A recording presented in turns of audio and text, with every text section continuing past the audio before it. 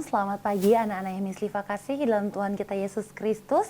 Bertemu lagi di Ibadah Chapel dengan topik BMW 2, Behind Pornography, The Misguided Desire for Intimacy. Di dalam 1 Korintus 6 ayat 18 hingga yang ke-20, Mislifa akan membacanya untuk kita semua. 1 Korintus 6 ayat 18 hingga yang ke-20 berkata, "Jauhkanlah dirimu dari percabulan. Setiap dosa lain yang dilakukan manusia terjadi di luar tubuhnya. Namun, orang yang melakukan percabulan berdosa terhadap tubuhnya sendiri. Atau tidak tahukah kamu bahwa tubuh kamu semua adalah bait Roh Kudus yang tinggal di dalam kamu, Roh yang kamu peroleh dari Allah, dan bahwa kamu bukan milik kamu sendiri, sebab kamu telah dibeli dan harganya telah lunas dibayar. Karena itu muliakanlah Allah dengan tubuhmu." Mari kita berdoa anak-anak. Terpujilah Engkau Allah yang berkuasa dan terus beranugerah di dalam hidup kami. Ketika Tuhan memberikan kami satu hari lagi kesempatan untuk hidup, kami yakin dan percaya itu adalah kesempatan di mana kami dipanggil untuk berkarya, memuliakan nama Tuhan. Oleh karena itu, kami akan mengawali hari dengan membaca, merenungkan kebenaran firman-Mu. Biarlah kebenaran-Mu itulah yang terus menerangi setiap jalan di hidup kami, sehingga kami tidak tersesat dan tidak jauh dari kebenaran, dan kami boleh menjadi berkat dimanapun kami diutus dan kami pergi maupun berada. Biarlah firman Tuhan di pagi ini terus mengingatkan kami, menyadarkan kami, mempertobatkan kami, siapa kami di hadapan Tuhan, baik laki-laki maupun perempuan. Hamba-Mu yang Kau pakai, biarlah setiap kata kalimat yang keluar dari bibir mulut hamba-Mu ini benar-benar daripada Roh Kudus yang menuntun dan memimpin hamba. Sehingga kata-katanya tidak berlalu begitu saja. Bukan kata-kata yang hampa, tetapi benar-benar menjadi berkat buat kami yang mendengarkannya. Terpujilah nama-Mu ya Tuhan. Di dalam nama Tuhan kami Yesus Kristus kami sambut firman-Mu dengan penuh ucapan syukur. Amin. Anak-anak yang Mislifa kasih dalam Tuhan kita Yesus Kristus, kita sudah ada di topik 2. Bagaimana topik 1 sudah dijelaskan bahwa tubuh kita ini adalah milik Allah. Jadi kita tidak sembarangan memakainya, tidak sembarangan mempergunakan semua yang ada di dalam bagian tubuh kita dan bagaimana cara kita menjaganya. Kemudian dalam bagian ini Mislifa mau menekankan topik yang lebih spesifik. Anak-anak, banyak sekali kita yang haus akan kasih sayang, yang haus akan perhatian, yang haus akan cinta. Semua orang suka diperhatikan. Semua orang suka disayangi, tapi ada orang yang menyalahgunakan atau ada orang yang salah di dalam rasa keinginan, keintiman, sehingga pelariannya menjadi sesuatu yang merugikan dirinya sendiri. Di balik pornografi. Anak-anak, coba deh kamu bayangkan ya, ada seseorang sendirian di kamar. Mereka menonton hal-hal yang seharusnya tidak ia lihat. Kamu tahu itu salah. Kalau tontonan kamu sesuatu yang salah, kamu tahu. Tapi karena kamu merasa sepi, kamu penasaran, ingin lihat. Kamu ingin merasakan kedekatan, ya. Kamu ingin merasakan kedekatan dengan seseorang, tapi caranya yang salah. Anak-anak, kamu ngerti nggak bagian ini? Kamu ingin merasakan kedekatan dengan orang, keintiman dengan seseorang, tetapi caranya salah. Kamu terjerumus di dalam pornografi. Kamu kecanduan di dalam pornografi. Dan inilah yang saat ini dunia berikan kepada kita. Dunia yang haus akan keintiman. Anak-anak, Pornografi itu memang menawarkan rasa dekat. Tapi sebenarnya itu tuh bersifat fata morgana atau hampa, fana, sia-sia. Kelihatannya itu memuaskan hasrat kamu, hasrat seksual kamu, desire kamu. Tapi tahu nggak anak-anak, justru bagian itulah yang membuat hati kamu semakin kosong. Kepuasan yang kamu terima itu bersifat sementara. Sehingga setelah kamu merasa puas, akhirnya kamu merasa kosong. Dan itulah sekarang yang terjadi kepada mereka yang tersesat di dalam membangun relasi, membangun hubungan yang intim. Hati-hati. Sehingga di dalam bagian ini, Paulus berkata, jauhkanlah dirimu dari percabulan. Nah, kenapa Paulus menulis bagian ini kepada jemaat yang ada di Korintus? Karena kalian tahu anak-anak, Korintus itu adalah kota yang terkenal dengan budaya seks bebas dan penyembahan berhala. Makanya Paulus tegaskan di situ. Itu perintah yang Paulus berikan kepada jemaat yang ada di Korintus. Jauhkanlah dirimu dari percabulan. Karena keadaan kota pada waktu itu yang terkenal dengan budaya seks. Kalau kita melihat ya dari bahasa Yunaninya ya, kata porneia ini adalah akar kata dari pornografi. Artinya segala bentuk hubungan atau tindakan seksual yang di luar dari rencangan Allah itu sendiri. Miss, seks itu dosa? Tidak. Miss, seks itu menjijikan, kotor. Kata siapa? Mereka yang tidak tahu, yang tidak mengerti, yang tidak memahami seks atau memakai seks pada sesuatu yang salah. Miss mau menjelaskan dulu nih. Seks itu dosa enggak? Seks itu sesuatu yang kotor tidak? Anak-anak kalian tahu enggak? Seks itu sebagai anugerah loh. Kalau kita tahu ya, seks itu bukan sesuatu yang kotor. Tetapi bagian dari rancangan Allah bagi suami dan istri. Makanya seks itu tidak dosa. Seks itu bukan sesuatu yang menjijikkan. Seks itu bukan sesuatu yang kotor. Asalkan kamu tahu kapan kamu harus melakukan itu. Kamu tahu apa artinya.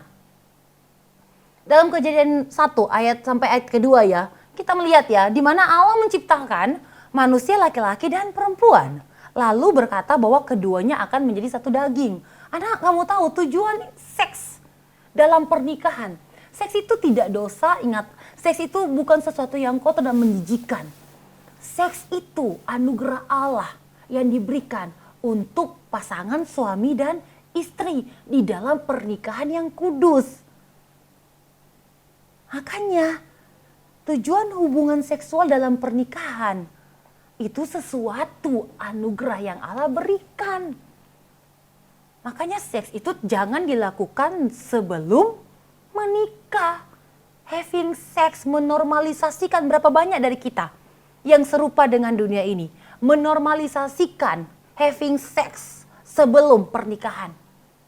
Ada yang bilang, kalau tidak nge-seks itu tidak cinta katanya. Waduh, di dalam hubungan berpacaran kalau kamu cinta saya cinta kamu, kita harus melakukan hubungan seksual. Padahal Alkitab tidak mengatakan itu. Sehingga apa? Jadi toksik, sesuatu yang menjijikkan, sesuatu yang kotor. Karena dilakukan bukan pada waktu yang tepat atau saat yang seharusnya. Seks itu suatu anugerah yang Allah berikan dalam pernikahan yang kudus. Ingat ya. Jadi jangan mengklaim seks itu dosa kalau kamu tidak tahu atau kamu tidak paham anugerah yang Tuhan berikan. Tujuan hubungan seksual dalam pernikahan anak-anak, ikatan kasih, ekspresi kasih atau prokreasi, melahirkan keturunan. Ya. Jadi Bukan sesuatu yang kamu anggap selama ini tuh menjijikan atau kotor atau dosa. Bukan seperti itu. Makanya Paulus dengan jelas memberikan perintah kepada jemaat yang ada di Korintus. Jauhkanlah dirimu dari percabulan. Paulus tidak berkata begini loh, hey, jangan lakukan. Tapi Paulus bilang, jauhkanlah dirimu. Artinya apa? Hindari, lari, jangan dekati bagian itu. Makanya Paulus bilang, jangan sampai kamu hidup di dalam percabulan. Karena bukan itulah yang dikehendaki Allah. Makanya kamu tidak hanya jangan lakukan saja, tapi kamu harus menjauhkan dirimu, kamu harus menghindar, kalau perlu kamu harus lari, jangan dekati itu. Anak-anak yang Syifa kasihi, ini bukan saja dosa moral, tapi juga kamu tahu nggak nak, itu melukai dirimu sendiri. Karena pornografi merusak cara kita memandang tubuh anak-anak.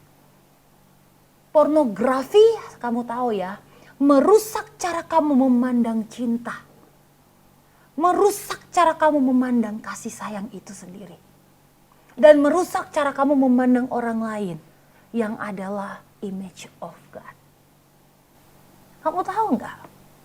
Banyak sekali kerugian-kerugian yang kamu akan rasakan ketika kamu kecanduan pornografi. Kamu hanya melihat manusia itu hanya sebagai objek saja, bukan pribadi yang berharga.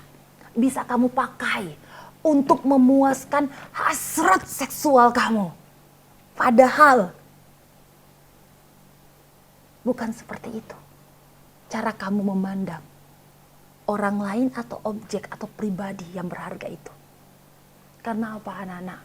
Kalau sampai kamu terjerumus, tersesat, terjerat di dalam pornografi, yang kamu lihat suatu objek, sesuatu yang berharga, suatu pribadi itu pasti tidak bernilai di hadapanmu ketika kamu terjerumus di dalam pornografi itu sendiri.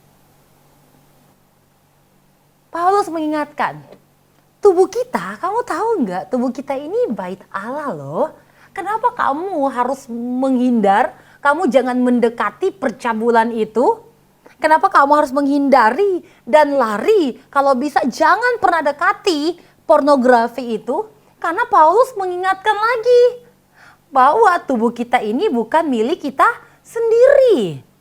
Di pertemuan pertama juga jelas, tubuh ini bukan milik kamu.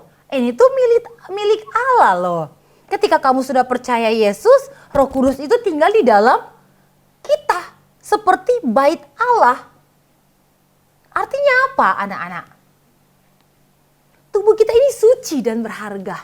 Betapa berharganya ciptaan Tuhan ini. Betapa istimewanya kita. Sehingga tubuh itu bukan alat untuk memuaskan hawa nafsu kamu. Bukan.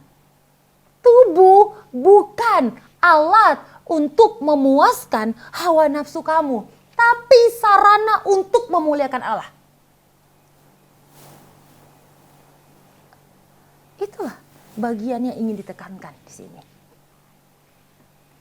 Karena tubuh kita suci dan berharga, karena tubuh kita bukan alat untuk memuaskan hawa nafsu, tetapi sarana untuk memuliakan Allah. Itu yang kamu harus sadari.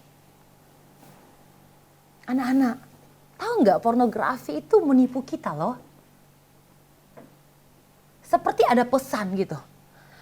Tubuh orang lain bisa kamu nikmati sesuka kamu. Kayak gitu loh. Jadi kalau kamu melihat objek, kamu melihat suatu pribadi yang berharga, dalam pikiranmu,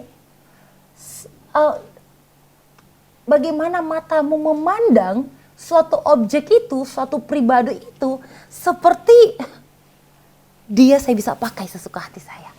Segitunya anak-anak. Bayangkan ya. Coba kamu, kalau orang lain melihat kamu seperti itu. Aku bisa pakai kamu sesuka hati saya. Coba. Bagaimana rasanya ya? Kalau orang lain melihat kita seperti itu.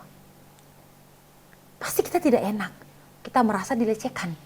kalau orang lain sampai berkata seperti itu kepada kita. Tapi firman Tuhan berkata, tubuhmu adalah tempat kehadirannya Tuhan. Tubuhmu adalah tempat bersemayamnya Allah. Itu. Ya. Betapa berharganya tubuh kamu. Betapa istimewanya tubuhmu. Yang tidak bisa dibeli oleh apapun. Oleh jumlah mata uang yang begitu besar. Tidak bisa membeli tubuh kita yang begitu berharga ini. Lalu bagaimana jalan menuju keintiman yang benar, anak-anak? Bagaimana? Yang pertama, kenali kerinduanmu, nak. Keinginan untuk dekat, keinginan untuk dicintai, ya siapa yang tidak mau, ya? Kita semua mau dicintai, kita semua mau disayang, kita semua mau diperhatiin, ya kan? Coba kamu kenali deh kerinduan kamu, keinginan untuk dekat, untuk dicintai, dan diterima. Itu tuh dari Allah. Itu tuh adalah hal yang diciptakan Allah. Jangan malu atas itu. Tapi kamu harus mengarahkan itu ke sumber yang benar. Jangan mengambil jalan pintas hanya untuk hasrat sementara. Atau kepuasan sementara, tapi resikonya selamanya di hidup kamu. Dan itu bisa merusak dirimu dan orang lain. Kamu bukan cuma merusak diri kamu ketika kamu ada dalam hasrat yang salah. Kamu selain merusak diri kamu merusak orang lain. Anak-anak. Makanya kalau kamu mengenali kerinduan kamu, saya ingin dicintai, saya ingin disayangi, saya ingin diperhatiin.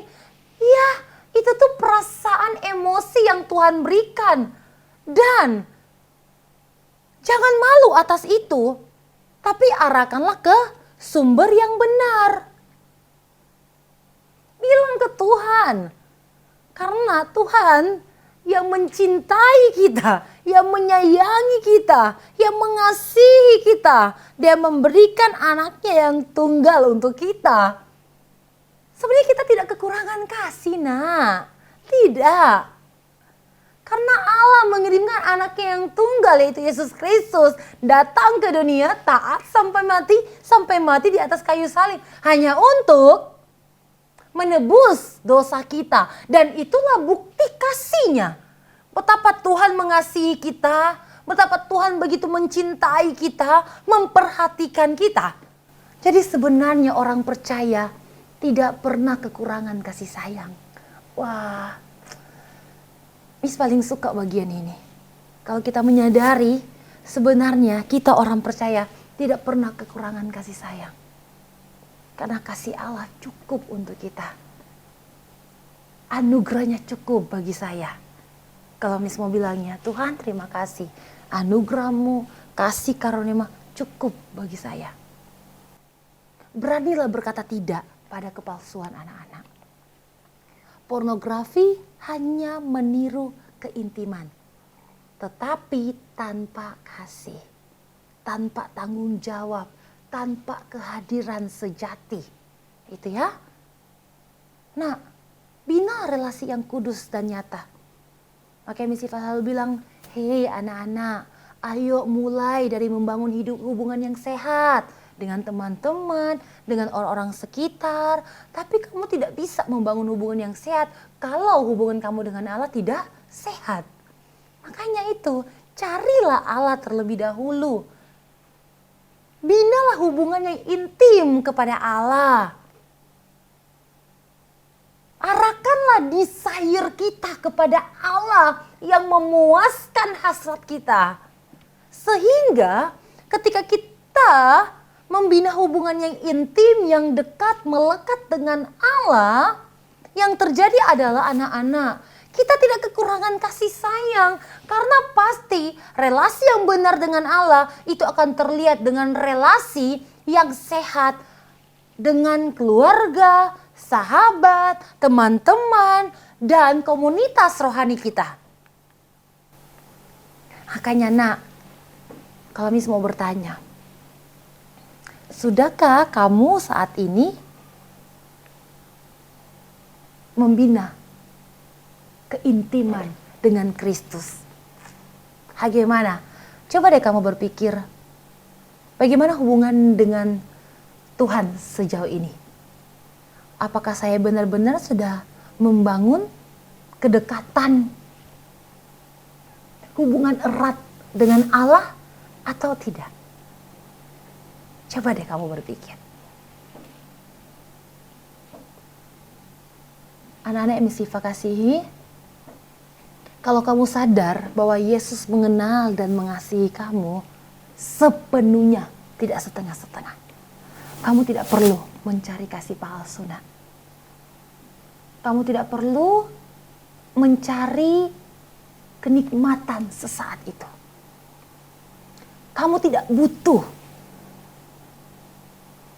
kasih palsu.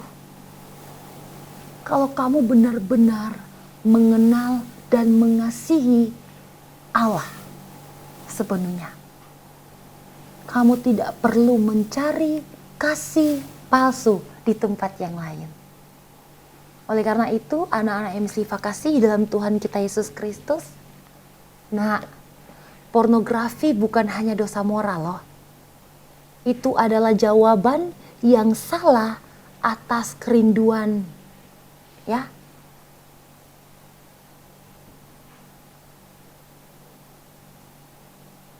Ketika kamu saat ini bergumul dengan diri kamu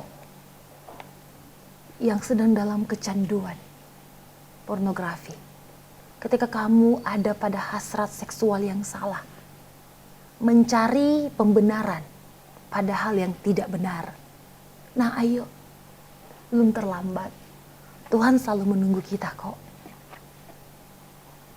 Karena kamu harus sadar bahwa Allah menciptakan saya dan kamu dengan hasrat untuk mengenal dan dikenal. Allah menciptakan Miss Liva dan kamu dengan hasrat untuk mengasihi dan dikasihi. Tapi kamu harus sadar, hanya di dalam Kristus kerinduan itu benar-benar dipenuhi. Tidak ada yang namanya pembenaran, keinginan, keintiman di luar sana yang membuat kalian jatuh kepada dosa seksual. Tidak ada. Tidak ada yang namanya kamu melampiaskan hasrat itu kepada objek atau pribadi yang berharga sebelum pernikahan. Jadi, kamu harus tahu, jangan menormalisasi having sex sebelum pernikahan. Nah, jangan menormalisasi kalau cinta harus melakukan hubungan seksual. Jangan menormalisasi kalau hasrat harus hidup dalam pornografi. Tidak. Karena hasrat untuk mengenal dan dikenal, hasrat untuk mengasihi dan dikasihi hanya di dalam Kristus. Itulah kerinduan yang benar-benar desire-mu, keintimanmu, intimasimu benar-benar terpenuhi hanya di dalam Kristus. Oleh karena itu, mari sama-sama kita merenungkan bagian ini. Kalau kalian masih ada di dalam kecanduan pornografi, nah, mari bersama-sama dengan Miss Liva kita merendahkan hati kita di hadapan Tuhan, karena hanya Tuhanlah yang bisa memulihkan dan menyembuhkan kita. Mari kita berdoa. Bapa dalam kerajaan sorga, kami bersyukur kepadamu ya Tuhan. Firman-Mu memberikan kami kelegaan. Firman-Mu memberikan kami kesadaran bahwa kami adalah ciptaan Tuhan yang mulia, begitu berharga dan istimewa. Oleh karena itu ya Tuhan, pada saat ini, jika masih ada di antara kami yang tergumul dengan kecanduan pornografi. Tuhan, tolong Roh Kudus-Mu bekerja di dalam hati kami semua, agar keinginan, agar keintiman kami, kedekatan kami diarahkan kepada Kristus satu-satunya yang mengasihi kami. Kristus yang satu-satunya memberikan kami kedamaian dan ketenangan. Kristus yang satu-satunya memberikan kami jaminan dan hidup yang kekal. Sehingga ya Tuhan, kami merasa dipuaskan di dalam Engkau. Kami merasa dipenuhi di dalam Engkau. Dan kami tidak mencari kepuasan, kami tidak mencari hasrat yang salah di luar sana. Tuhan, tolonglah kami semua, agar Roh Kudus terus memimpin dan mengarahkan kami kepada hal-hal yang benar, yang sesuai dengan kehendak Tuhan. Terima kasih Tuhan Yesus.